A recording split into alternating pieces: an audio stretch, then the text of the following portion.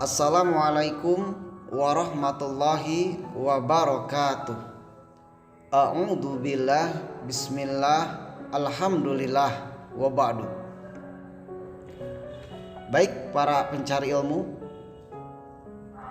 saat kita belajar untuk menuntut ilmu, maka harus ingat rumusnya. Ingat, ini adalah rumus. Kalau rumusnya didapat, rambu-rambunya didapat, belajar pun pasti gampang. Baik.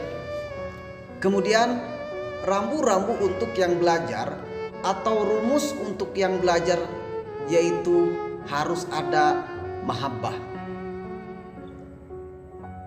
Makanya kalau kita jadi murid, apa yang harus ada pada diri kita agar ilmu mudah didapat? Sederhana, yaitu harus ada mahabbah, ada cinta di hati kita kepada sang guru. Nah, mahabbah itu ditandai dengan apa? Mahabbah itu ditandai dengan kita sering mendoakan guru kita. Makanya kalau kita punya guru siapapun itu, biasakan untuk mendoakannya. Dan kalau ada murid yang mendoakan gurunya, itu adalah kepentingan murid, bukan untuk kepentingan gurunya. Sebab seorang guru sudah didoakan langsung oleh Rasulullah, dan semua para penghuni langit mendoakan guru. Jadi kalau kita seorang murid mendoakan guru, berarti kebaikan atau keberuntungan bagi kita sendiri. Lalu seorang murid harus punya adab kepada seorang guru. Sama, guru juga harus punya adab kepada seorang murid. Guru punya adab terhadap murid. Bukan murid saja yang punya adab terhadap guru. Imam Ahmad itu kalau sama muridnya hormat banget. Kalau menegur beliau itu pelan-pelan, tegurannya halus, baik. Nah, gurunya beradab sama murid, guru beradab sama murid. Nah, muridnya harus lebih beradab sama guru. Baik, ketika murid sudah memiliki adab, maka jangan menjelek-jelekan seorang guru. Kalau kita melihat kejelekan seorang guru, maka anggap saja itu musibah bagi murid. Kenapa?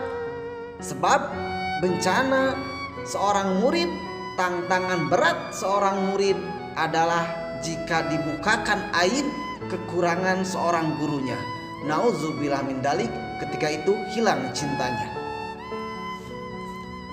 Makanya kalau orang-orang dulu itu kalau dibukakan aib gurunya, maka mereka menangis. Mereka mengkoreksi kekotoran hatinya. Misalnya ada seorang murid melihat gurunya melakukan kesalahan. Ketika itu bukan menyalahkan gurunya, tetapi mereka menangis, mengatakan, "Ya Allah, kenapa kau tampakkan kekurangan guruku di mata aku? Aku takut ya Allah, aku takut aku kurang cinta ya Allah." Menangis mereka waktu itu. Sehingga di saat belajar, lihat Syekh Hasim Al-Hasyari dalam kitab Adabul Alim wal Muta'alim, beliau menyebutkan salaf ulama dahulu itu sebelum jadi ulama, kalau mau belajar itu mereka bersedekah. Setelah bersedekah, mereka berdoa, "Ya Allah, dengan sedekah ini aku mohon tutuplah kekurangan guruku agar tidak terlihat oleh aku." Makanya kalau ada murid mencari kesalahan gurunya, dijamin gak akan dapat ilmu. Dan ingat, kalau kita mencari guru yang gak pernah punya salah, sampai mati pun kita tidak akan pernah punya guru.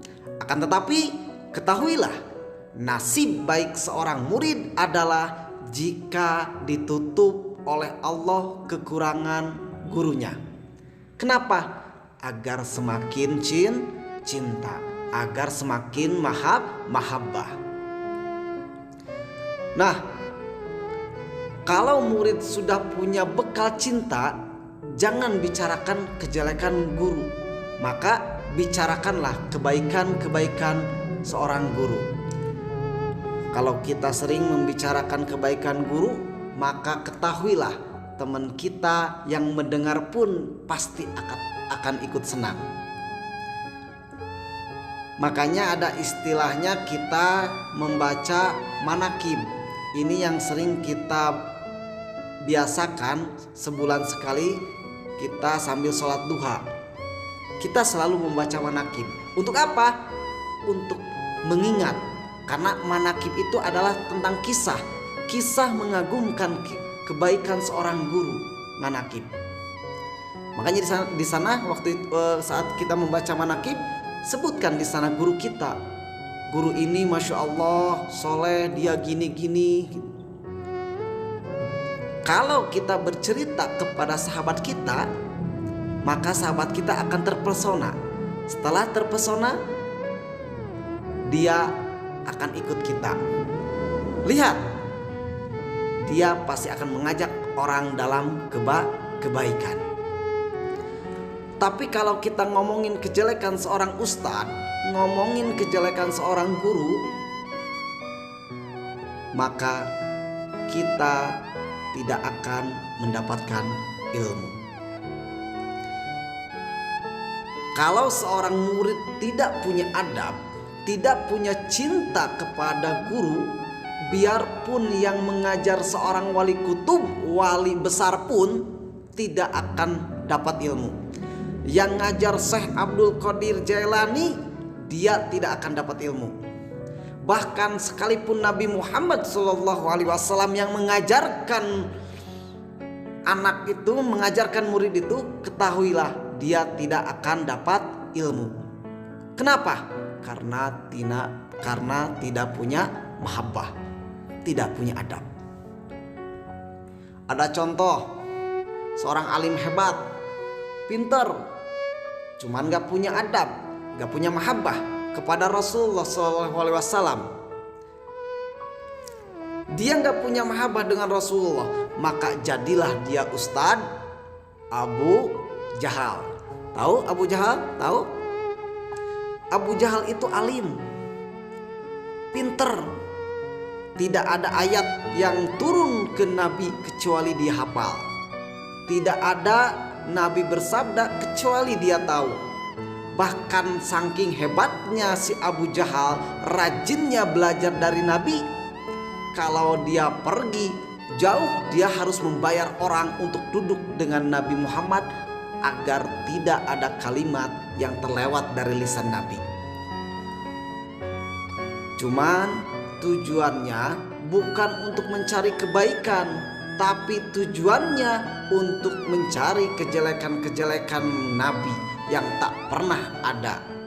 Karena di hatinya tidak ada cinta. Lihat, padahal dia mendengar firman-firman Allah, mendengar suara Nabi yang begitu indah, melihat akhlak Nabi yang begitu mulia, tapi karena di hatinya tidak ada cinta, tidak ada mahabbah, tidak ada adab, maka dia tidak ada ilmu. Baik, selesai. Assalamualaikum warahmatullahi wabarakatuh.